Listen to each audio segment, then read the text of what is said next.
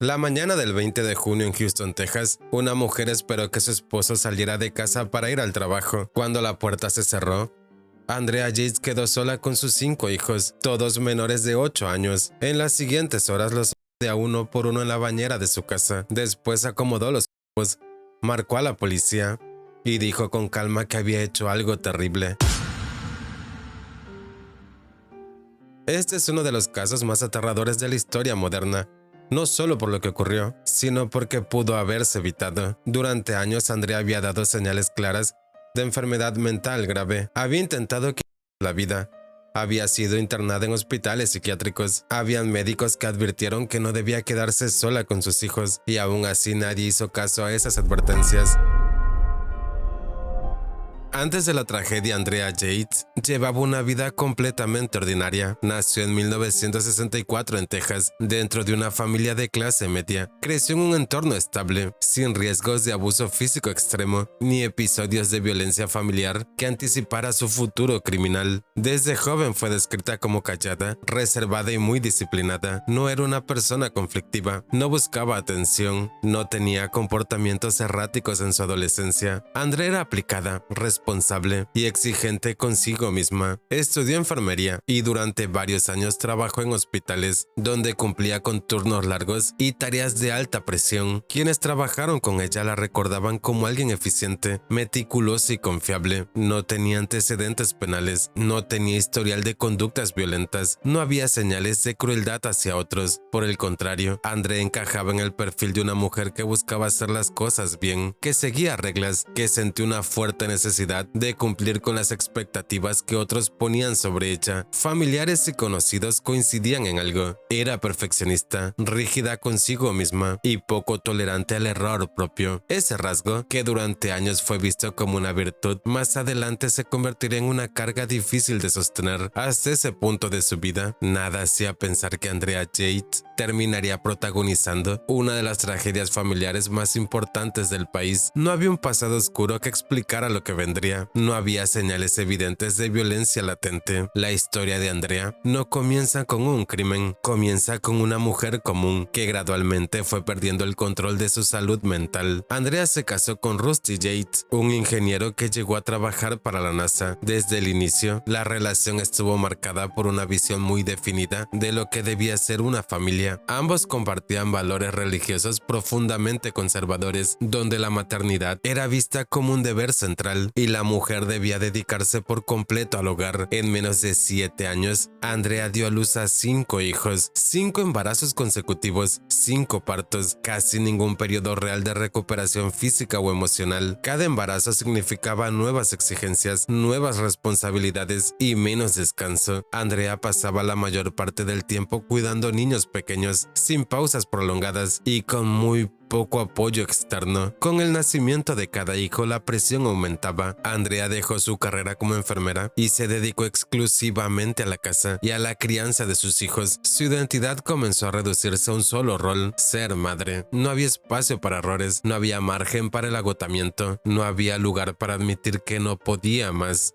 A partir del 4.º hijo, su estado emocional y mental comenzó a mostrar señales claras de deterioro. La ansiedad se volvió constante, la culpa apareció de forma obsesiva y la obsesión de no estar cumpliendo como madre empezó a dominar sus pensamientos. Lo que desde afuera parecía una familia estable, desde adentro apenas se sostenía. Después de su 4.º embarazo, Andrea desarrolló una depresión por parto severa, con episodios psicóticos. No se trataba de cansancio ni de tristeza común. Andrea comenzó a escuchar voces, a tener pensamientos obsesivos y a convencerse de que era una mala madre. Con el tiempo, esas ideas se volvieron más graves. Llegó a creer que sus hijos estaban espiritualmente condenados y que ella era la responsable directa de ese destino. La enfermedad avanzó rápidamente. Intentó quitarse la vida en al menos 2 ocasiones. Fue internada varias veces en hospitales psiquiátricos, donde recibió tratamiento con antipsicóticos y antidepresivos. Mientras estaba medicada, su estado mejoraba. Podía hablar con claridad, podía realizar tareas cotidianas, parecía volver a la normalidad, pero cada alta médica marcaba el inicio del mismo patrón. A pesar de las advertencias de los doctores, Andrea volvió a quedar embarazada. Los especialistas señalaron de forma explícita que no debía tener más 2 hijos y que cada embarazo agravaba su condición mental. Las hospitalizaciones se volvieron más frecuentes. Sin embargo, al salir del hospital, Andrea regresaba siempre al mismo escenario: una casa llena de niños pequeños, una rutina agotadora y largos periodos quedándose sola a cargo de todo. El tratamiento nunca se sostuvo el tiempo suficiente. La presión nunca disminuyó. El ciclo, lejos de romperse, se reforzaba cada vez más. La religión no fue la causa del trastorno mental de Andrea, pero sí tuvo un papel determinante en la forma en la que su enfermedad interpretó el mundo. Practicaba una fe rígida, literal y basada en la culpa. En condiciones normales, esas creencias podrían haber sido solo una guía moral estricta, pero en un contexto de psicosis se transformó en un sistema cerrado de pensamiento, donde no existían matices ni segundas interpretaciones.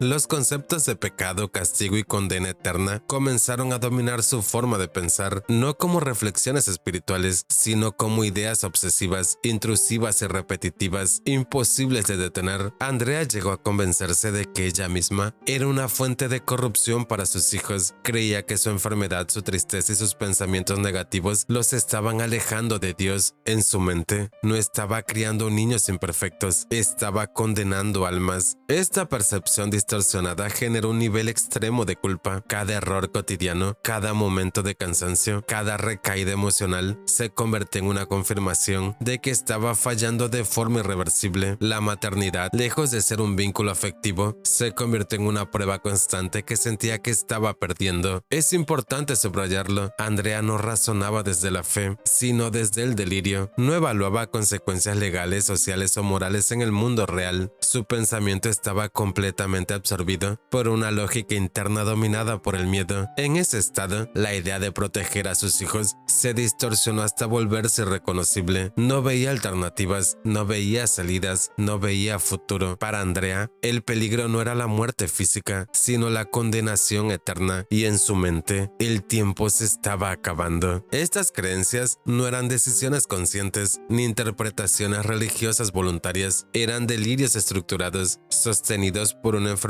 mental grave y no tratada de forma adecuada. Este punto es esencial para comprender el caso. Andrea Yates no actuó desde la maldad, sino desde una realidad completamente alterada. Su deterioro mental no fue secreto, ni repentino, ni difícil de detectar. Durante años, su estado fue conocido por médicos, familiares y su entorno más cercano. Existían diagnósticos médicos documentados que confirmaban una enfermedad mental grave. Había intentos de la vida, algunos ocurridos poco tiempo antes de la tragedia. Había internamientos psiquiátricos repetidos, cada vez más frecuentes y cada vez más graves. Los especialistas que la atendieron dejaron advertencias claras. Andrea no debe quedarse sola con sus hijos. Su estado no era estable, su pensamiento no era confiable, su capacidad para cuidar a 5 niños pequeños estaba seriamente comprometida. Aún así, esas advertencias no se sostuvieron en el tiempo. Semanas antes de los hechos, Andrea fue dada de alta tras un episodio psicótico severo. En lugar de un seguimiento estricto, ocurrió lo contrario. Los medicamentos fueron reducidos, la supervisión médica disminuyó y la rutina volvió a ser exactamente la misma. Andrea regresó a casa, volvió a quedarse sola durante largos periodos, volvió a cargar con toda la responsabilidad. Nadie intervino de forma definitiva, nadie rompió el ciclo.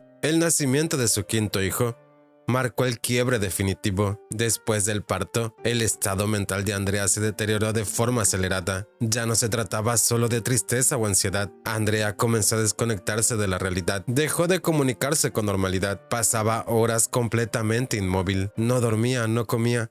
Su comportamiento era descrito como vacío, ausente y mecánico. Fue hospitalizado una vez más y una vez más dada de alta. No hubo plan de contención sólido, no hubo una supervisión constante, no hubo una intervención que reconociera la gravedad real de su estado. Menos de un mes después de esa última alta médica, ocurrió la tragedia. Lo que pasó no fue un acto inesperado, fue el resultado final de una cadena de decisiones fallidas, omisiones y advertencias ignoradas. Andrea no cayó de golpe. fue dejada caer. Lo que pasó en esa casa no fue un impulso repentino, no fue un acto de enojo, no fue una decisión racional, fue el resultado de una enfermedad mental grave, ignorada durante años, y de una mujer que ya no distinguía entre proteger y destruir. La tragedia ocurrió la mañana del 21 de junio del 2001, en Houston, Texas. Nada fue repentino, nada fue impulsivo, todo ocurrió dentro de una rutina que ya estaba marcada por el abandono y el deterioro mental. Ese día el esposo de Andrea Yates salió de casa temprano para ir a trabajar, como había ocurrido otras veces. Andrea quedó sola en casa con sus 5 hijos. No había nadie más en la casa, no había supervisión, no había apoyo. Los niños tenían entre 6 meses y 7 años. Andrea había pasado días prácticamente sin dormir. Su estado mental era frágil. Su pensamiento estaba dominado por ideas delirantes que llevaba tiempo arrastrando. En ese momento, según sus propias declaraciones posteriores, Andrea ya creía que había fallado de manera irreversible como madre. Comenzó a actuar poco después de quedarse sola en casa. No hubo una discusión previa, no hubo una detonación inmediata visible. El momento llegó dentro de una rutina aparentemente normal. Uno por uno llevó a sus hijos al baño. Utilizó la bañera de la casa, el mismo espacio donde durante años los había bañado, cuidado y protegido. Ese lugar cotidiano se convirtió, en cuestión de horas, en el escenario de la tragedia. Andrea no actuó con violencia explosiva, no hubo gritos, no hubo escenas de desesperación descontrolada. Los niños eran demasiado pequeños para comprender lo que estaba ocurriendo. No tenían la capacidad de anticipar el peligro, ni siquiera de defenderse. Andrea actuó en silencio, con movimientos calculados y sin prisa aparente. Cada acción seguía a la anterior sin interrupciones, como si estuviera cumpliendo una tarea que en su mente debía completarse. Después de cada acto, sacaba el cuerpo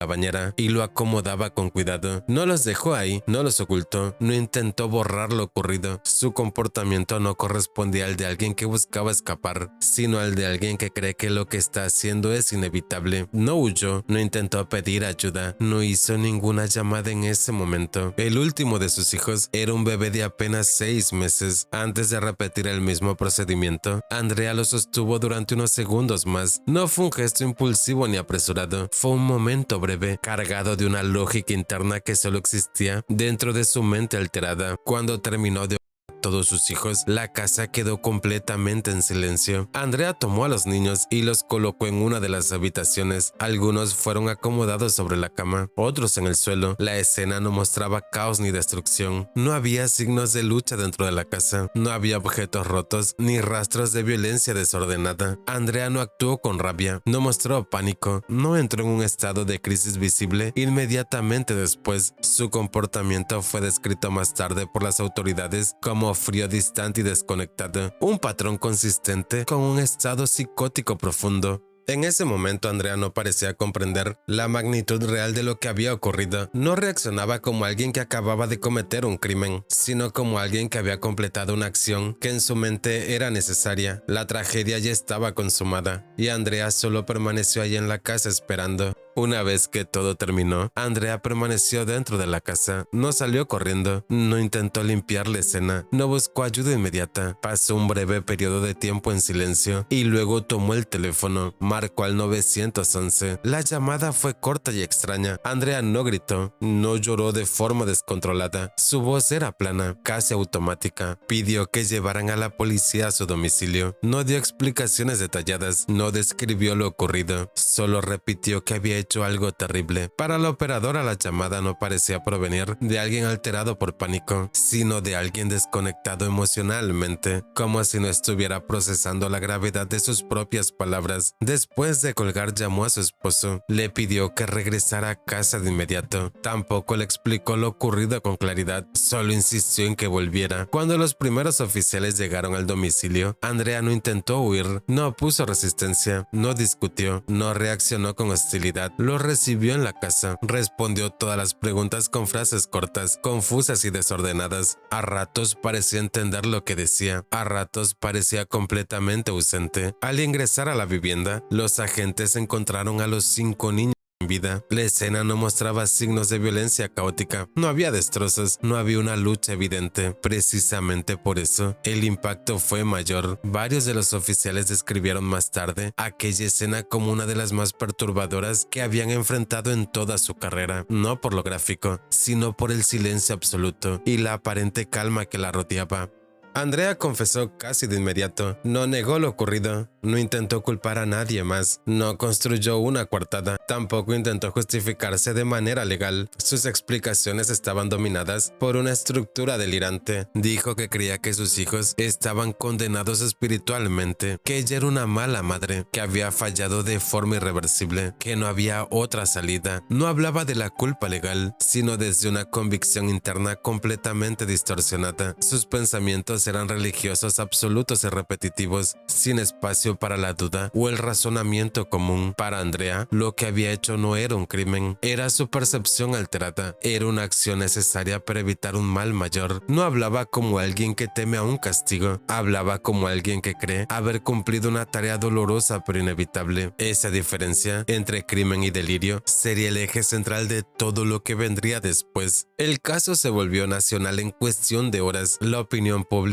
se dividió de inmediato. Para algunos, Andrea era una asesina sin perdón. Para otros, era una mujer gravemente enferma abandonada por el sistema. Los medios comenzaron a reconstruir la historia. Las hospitalizaciones previas salieron a la luz. Las advertencias ignoradas se hicieron públicas. Y una pregunta comenzó a repetirse en todo el país. ¿Por qué una mujer con este historial quedó sola con 5 niños? Lo que ocurrió el 20 de junio del 2001 no fue un estallido violento repentino. Fue el punto final de una cadena de errores acumulada durante años. Andrea no actuó desde la razón, actuó desde una realidad completamente alterada. Para entender este caso no basta con saber qué pasó. La pregunta central, la que dividió a un país, es ¿por qué pasó? Y la respuesta no está en la maldad, ni en la ira, ni en una decisión fría. Está en una enfermedad mental grave, prolongada y maltratada, que terminó por construir una lógica interna completamente desconectada de la realidad. En el momento de los hechos, Andrea no pensaba como una persona sana. Los especialistas que analizaron su caso coinciden en algo fundamental. Andrea sufría psicosis, un estado en el que la persona pierde la capacidad de distinguir entre lo real y lo imaginario. No era depresión común, no era tristeza profunda, era una ruptura total con la realidad. Andrea tenía ideas delirantes estructuradas, pensaba en términos absolutos, no podía evaluar consecuencias reales, no percibía alternativas. Su pensamiento no funcionaba con dudas, funcionaba con certezas falsas. Desde afuera, lo ocurrido es incomprensible. Desde la mente de Andrea tenía sentido. Ella no creía que estaba castigando a sus hijos, creía estar evitando algo peor. En su percepción distorsionada, el mundo era peligroso. Ella estaba fallando como madre. Sus hijos estaban espiritualmente condenados. El tiempo se estaba acabando. La psicosis transformó la idea de protección en algo irreconocible. Para ella la amenaza no era la muerte física, era la condena eterna, y dentro de ese marco delirante, su mente construyó una sola solución. No hubo razonamiento moral, no hubo cálculo legal, no hubo miedo al castigo, solo una urgencia obsesiva por corregir un daño que solo existía en su cabeza.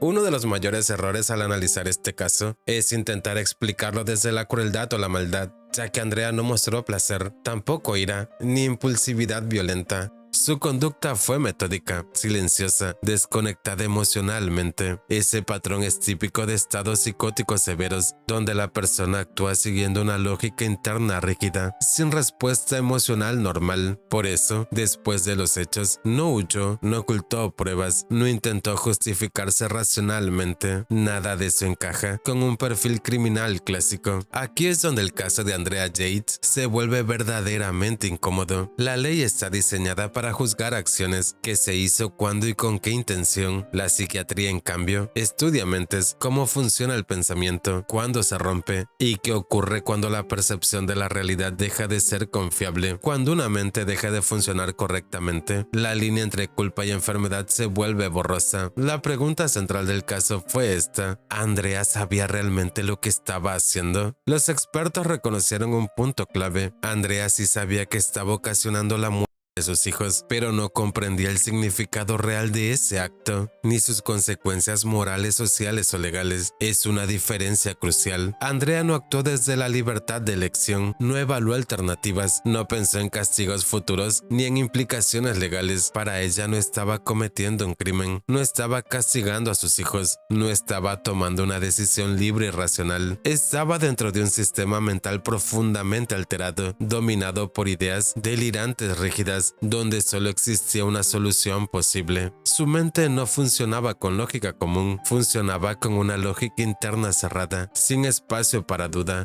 Por eso juzgar a Andrea como si hubiera actuado desde plena conciencia resulta problemático, pero absolver completamente la acción también lo es. Ese choque entre la justicia y la psiquiatría es el corazón del caso. Otro elemento central del porqué fue el sistema que rodeó a Andrea durante años. Ella no era un paciente invisible, había sido diagnosticada formalmente, había sido hospitalizada en múltiples ocasiones, había mostrado señales claras y repetidas de peligro para ella misma y para otros. El riesgo estaba documentado. Sin embargo, el tratamiento fue interrumpido, reducido y mal sostenido. Las hospitalizaciones eran breves, las altas médicas se daban con rapidez. El seguimiento era insuficiente para una enfermedad de esa gravedad. Se priorizó estabilizar síntomas a corto plazo, pero no se aseguró una contención real a largo plazo. Las advertencias existían, pero no se tradujeron en acciones firmes. Andrea fue devuelta una y otra vez al mismo entorno, una casa sin apoyo constante, 5 niños pequeños a su cargo y una enfermedad que empeoraba con cada recaída. Después de la tragedia, Estados Unidos se enfrentó a una pregunta incómoda. ¿Qué hacemos cuando alguien comete un acto terrible sin tener una mente capaz de comprenderlo? Castigar no cura, ignorar no protege, y dejar solo a una persona psicótica tampoco es neutral. El caso de Andrea obligó a replantear cómo se entiende la responsabilidad penal en contextos de enfermedad mental extrema.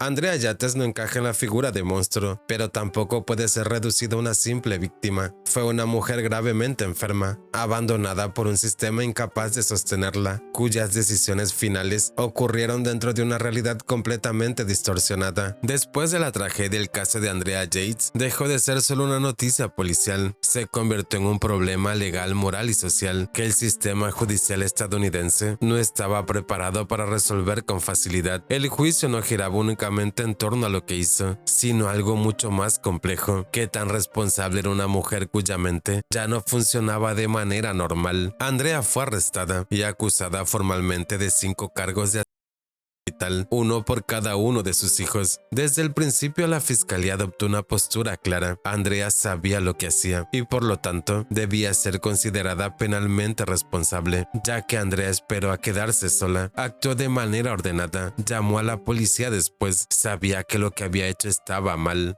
Según esta lógica, esos elementos demostraban conciencia y control. La defensa, en cambio, sostuvo que Andrea era legalmente inimputable debido a una enfermedad mental grave que anulaba su capacidad para comprender la naturaleza de sus actos. El primer juicio comenzó en el 2002 en Texas, un estado conocido por su postura firme contra el crimen. Durante el proceso, se presentaron testimonios médicos, psiquiátricos y familiares. La defensa intentó demostrar que Andrea actuó bajo un episodio psicótico severo, completamente desconectada de la realidad. Sin embargo, un elemento fue decisivo. Un psiquiatra presentado por la fiscalía afirmó incorrectamente que Andrea había visto un episodio de la serie de La Ley y el Orden, donde una mujer acaba con la vida de sus hijos y era absuelta por locura, y que eso la había influenciado. Esa afirmación era falsa, pero el jurado le creyó. Andrea fue declarada culpable y sentenciada a cadena perpetua, con posibilidad de libertad condicional después de 40 años. La defensa apeló la sentencia. Durante el proceso de revisión, se comprobó que el testimonio clave del psiquiatra de la fiscalía era un error. El episodio de La Ley y el Orden mencionado no existía. Ese error no era menor, había influido directamente en la percepción del jurado. En 2005, una corte de apelaciones anuló la condena y ordenó un nuevo juicio. El caso volvió a abrirse. El segundo juicio en el 2006, el enfoque cambió por completo. La defensa presentó un análisis mucho más sólido y detallado del estado mental de Andrea, apoyado por múltiples expertos que coincidieron en lo mismo. En el momento de los hechos, Andrea no podía distinguir entre lo correcto y lo incorrecto, ni comprender la naturaleza de sus actos. Esta vez, el jurado aceptó ese argumento. En 2006, Andrea Yates fue declarada no culpable por razón de locura. No fue absuelta, no quedó en libertad. Fue enviada a un hospital psiquiátrico de alta seguridad, donde permanecería internada de forma indefinida. La sentencia generó reacciones extremas. Para algunos fue una injusticia imperdonable, para otros fue la primera decisión verdaderamente coherente con la evidencia médica. Después del segundo juicio, el caso de Andrea dejó de ocupar portadas en diarios, pero la historia no terminó con ese veredicto.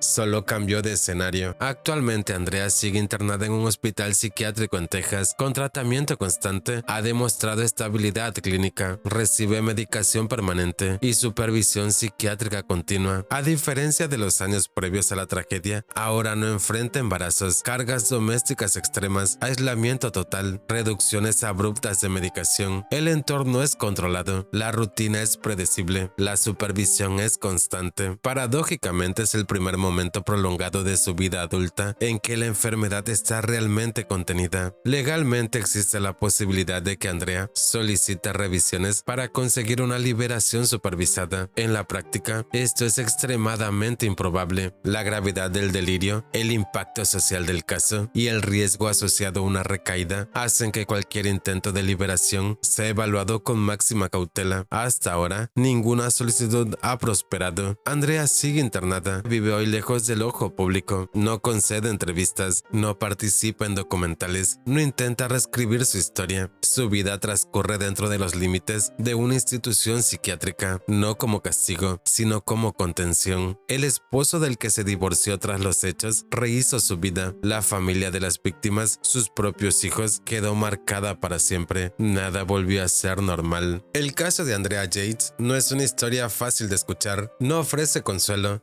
no ofrece finales justos, solo deja una advertencia. Cuando la enfermedad mental se minimiza, cuando las señales se ignoran, las consecuencias no son abstractas, son reales, son irreversibles y casi siempre llegan cuando es demasiado tarde.